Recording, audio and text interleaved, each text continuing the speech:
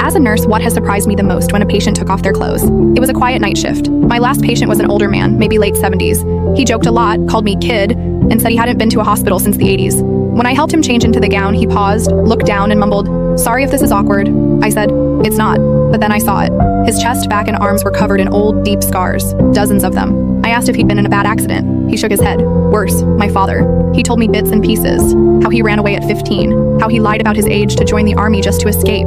He said the only thing that kept him going was telling himself that one day, he'd have a normal life, a safe home, no yelling, no bruises. He never did. No wife, no kids, just a tiny apartment and a cat named Lucy. Before I left the room, I asked if he needed anything. He smiled and said, "No, just thanks for seeing me." Most people don't. I stood in the hallway after and cried. Not because he was dying, but because no one had ever made sure he'd lived. The next night, I brought him Lucy in a little carrier. He cried harder holding her than he did when they told him he had days left. He died with her asleep on his chest, and I stayed until his heart stopped.